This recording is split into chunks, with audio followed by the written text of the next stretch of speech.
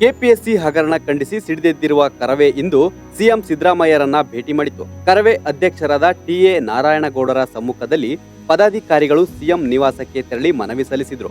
ಕರ್ನಾಟಕ ಲೋಕಸೇವಾ ಆಯೋಗ 384 ಹುದ್ದೆಗಳ ಭರ್ತಿಗೆ ಡಿಸೆಂಬರ್ 29ರಂದು ಪೂರ್ವಭಾವಿ ಮರುಪರೀಕ್ಷೆ ನಡೆಸಿತ್ತು. ಅದರಲ್ಲಿ ದೋಷಗಳಾಗಿರುವ ಹಿನ್ನೆಲೆ ಪರೀಕ್ಷೆ ರದ್ದು ಕೋರಿ ಹಲವು ಅಭ್ಯರ್ಥಿಗಳು ಸಲ್ಲಿಸಿರುವ ಅರ್ಜಿಗೆ ಸಂಬಂಧಿಸಿದಂತೆ ಮುಂದಿನ ಆದೇಶದವರೆಗೂ ಯಾವುದೇ ಕ್ರಮಕ್ಕೆ ಮುಂದಾಗದಂತೆ ಕೆಪಿಎಸ್ಸಿಗೆ ಕರ್ನಾಟಕ ಆಡಳಿತ ನ್ಯಾಯಮಂಡಳಿ ನಿರ್ದೇಶನ ನೀಡಿತ್ತು.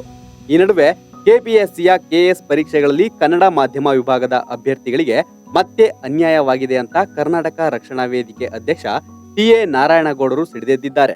ಫೆಬ್ರವರಿ 18ರಂದು ಬೆಂಗಳೂರಿನಲ್ಲಿ ದೊಡ್ಡ ಹೋರಾಟ ಮಾಡಿ ಸರ್ಕಾರಕ್ಕೆ ಎಚ್ಚರಿಕೆ ನೀಡಿದ್ರು. ಅಂದೇ ಸಿಎಂ ಭೇಟಿಗೆ ಪಟ್ಟು ಹಿಡಿದಿದ್ರು. ಸಿದ್ದರಾಮಯ್ಯನವರು ಬಜೆಟ್ ಮೀಟಿಂಗ್ ಇದ್ದಿದ್ರಿಂದ ಭೇಟಿಯಾಗಿರಲಿಲ್ಲ. ಇಂದು ಸಿಎಂ ಸಿದ್ದರಾಮಯ್ಯರನ್ನ ಭೇಟಿ ಮಾಡಿ ಕನ್ನಡಿಗರಿಗೆ ಆಗಿರುವ ಅನ್ಯಾಯ ಸರಿಪಡಿಸುವಂತೆ ಮನವಿ ಸಲ್ಲಿಸಿದ್ರು.